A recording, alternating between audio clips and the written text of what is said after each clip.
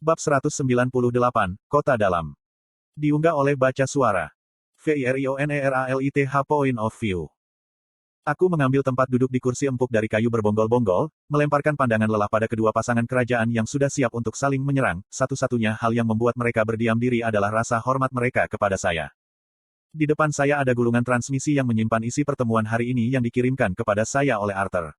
Kecurigaan yang merayap bahwa bocah yang dimaksud itu memutuskan untuk tidak langsung kembali untuk menghindari pertemuan ini menggelegak di dalam kepalaku, tetapi aku membiarkannya pergi sambil menghela nafas.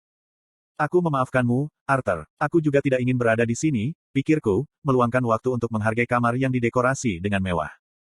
Dengan api yang nyaman menyala di perapian dan beberapa artefak cahaya berlatar tempat emas di sepanjang dinding, ruangan itu dilemparkan dalam suasana yang hangat dan ramah, seolah-olah untuk mengejek permusuhan halus yang muncul dari orang-orang yang ada di dalamnya.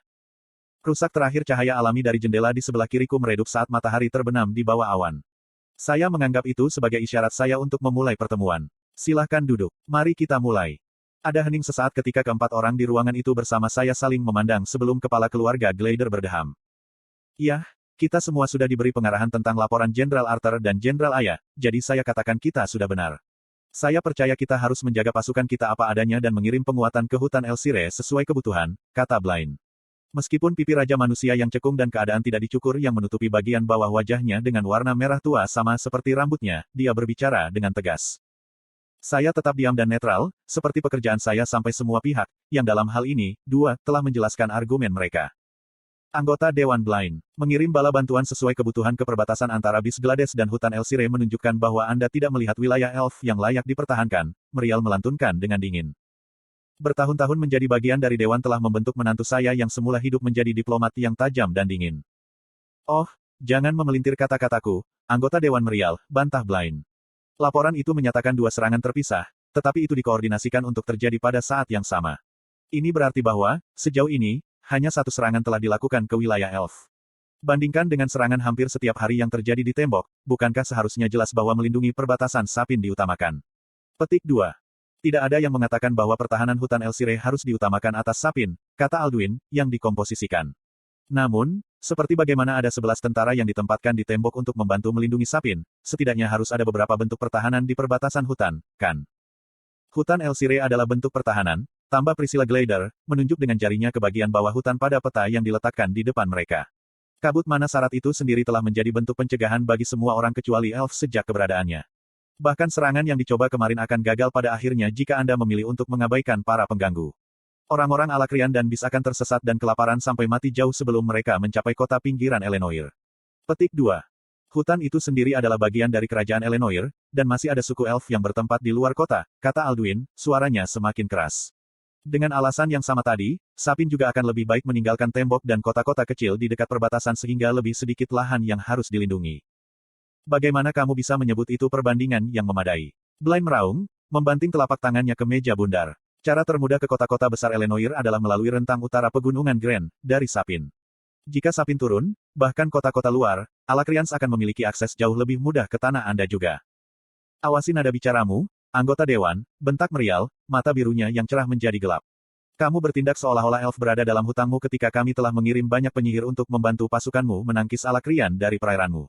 Jika bahkan 1/4 dari prajurit itu ditempatkan untuk menjaga perbatasan hutan, kita bahkan tidak akan membutuhkan pertemuan ini. Petik 2. Mantan Ratu Manusia itu berbicara, suaranya yang dingin menenangkan argumen yang memanas. Kebenaran tetap seperti itu. Meskipun Anda dapat mengatakan bahwa hutan Elsire adalah bagian dari kerajaan Anda, belum ada kota atau bahkan kota yang belum melihat pertempuran. Sampai kebutuhan semacam itu tumbuh, mengirimkan pasukan hanya akan melemahkan perbatasan yang terus-menerus menghadapi pertempuran. Petik 2. Alduin menggosok pangkal hidungnya, menutup matanya. Ketika dia membukanya, mata zamrudnya terkunci ke mataku. Yang kami minta hanyalah mengirim beberapa orang kami kembali ke Elenoir agar mereka dapat mempertahankan rumah mereka. Tidak ada orangmu. Apakah kamu lupa? Dewan dibentuk untuk menyatukan 3 ras karena kami memperkirakan ancaman dari luar. Tugas kami adalah untuk tetap tidak memihak dan memimpin seluruh benua menjadi kemenangan atas Alakrians, bukan hanya Elenoir, bantah Blaine sebelum berbalik menghadap saya. Aku memohon pada Komandan Virion bahwa dia tetap tidak memihak demi perang ini. Kamu berbicara tentang ketidakberpihakan ketika kamu telah berfokus pada apa yang terbaik untuk kerajaanmu. Alduin membantah, ujung telinganya memerah. Dan jika seluruh kepentingan Dewan adalah untuk menyatukan 3 ras, namun salah satu dari 3 ras bahkan tidak hadir, bukankah itu mengalahkan seluruh intinya? Cukup. Mereka yang hadir di ruangan itu merasakan tekanan nyata yang saya berikan pada tempat itu. Bahkan Priscilla, dengan intinya diambang mengubah perak, pucat saat dia berjuang.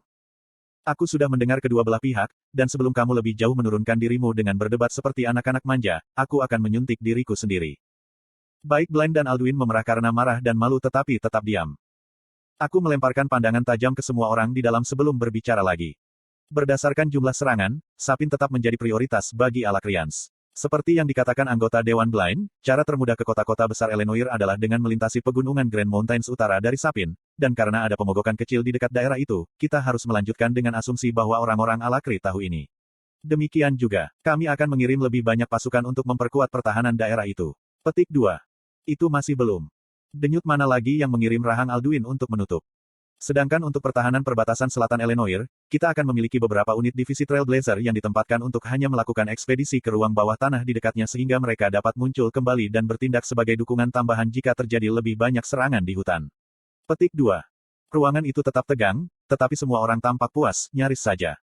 Bagus, aku mengangguk. Sekarang, adapun masalah terbesar, persekutuan kita dengan para kurcaci tetap netral pada saat-saat terbaik, dan memusuhi yang lainnya.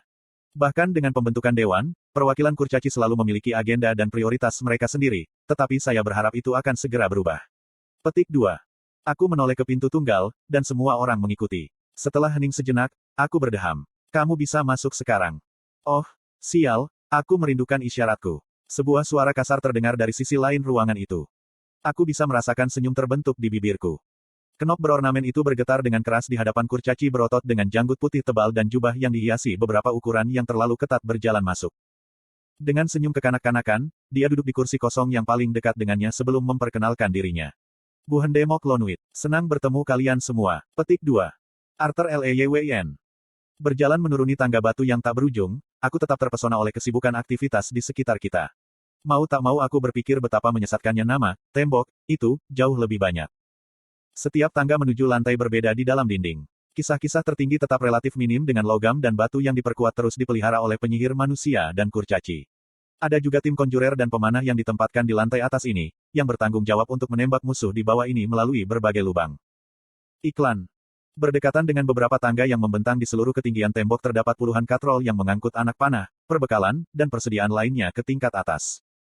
Suara alat yang berbenturan dengan batu dan baja benar-benar ditenggelamkan oleh langkah tentara dan pekerja, yang tidak pernah diam selama beberapa saat. Maafkan permisi, Jenderal. Saya sudah diberitahu bahwa itu sangat luar biasa bagi mereka yang tidak terbiasa, teriak Alban, suaranya nyaris tidak terdengar dari keributan.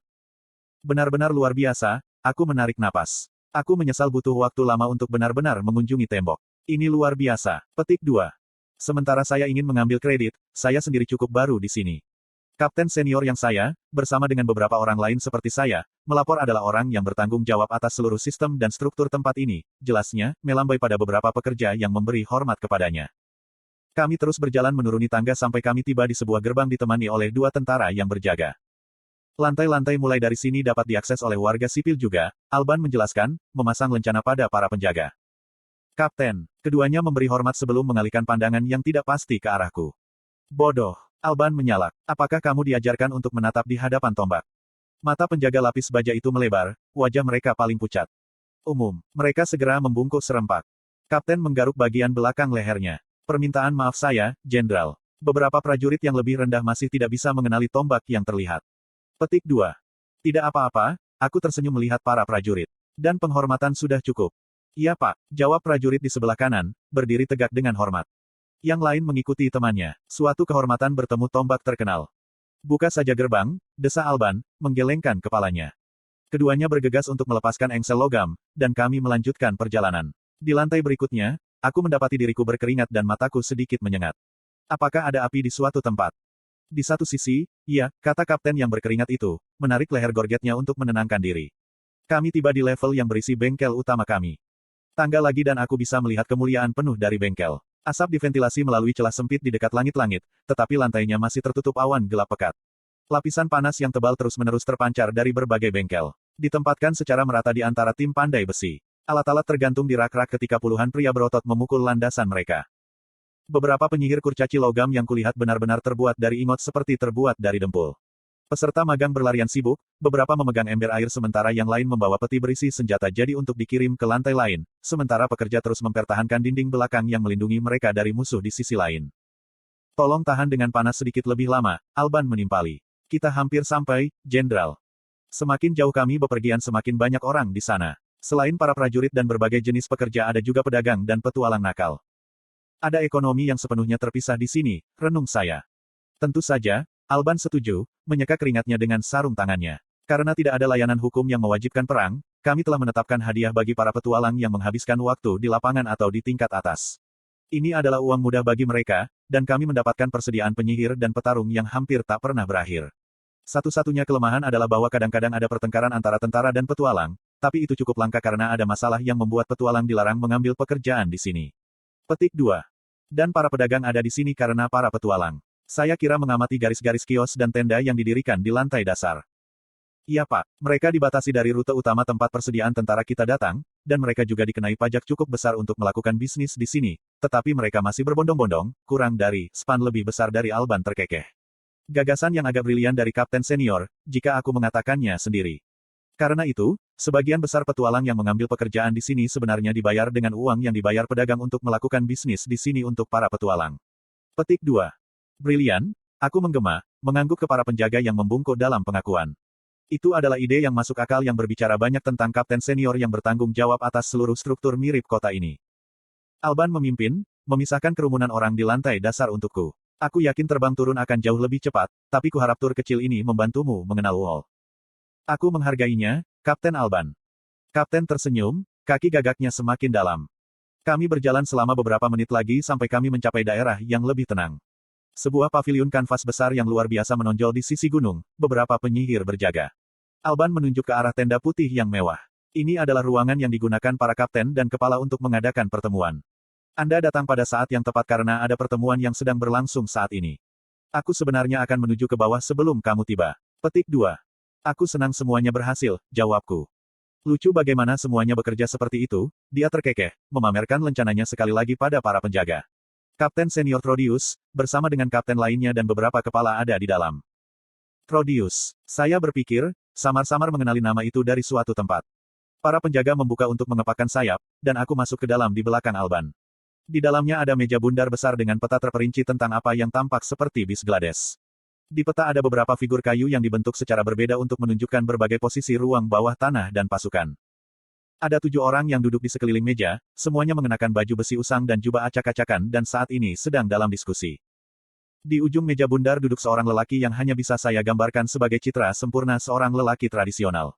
Tampan, dengan rambut hitam berkilau dipotong dengan cermat, mengenakan setelan gaya militer sempurna yang tampak seperti baru dibuat tadi pagi. Matanya tajam dan dalam, iris matanya bersinar dengan sedikit warna merah. Pria itu berhenti di tengah kalimat setelah memperhatikan kedatangan kami dan berdiri. Dia mencelupkan kepalanya setelah menatap langsung ke arahku. Jenderal Arthur Lewin. Sisanya berdiri dan membungkuk juga setelah mendengar judul saya. Kapten Alban memberi hormat pada pria yang baru saja menyapa saya. Maafkan aku karena terlambat. Mengingat sifat tugas itu tidak ada konsekuensinya, kata pria itu, tidak menunjukkan emosi. Tolong, duduklah dan izinkan saya memperkenalkan diri. Saya Trodius Flamesworth, Kapten Senior yang bertanggung jawab atas tembok. Petik 2.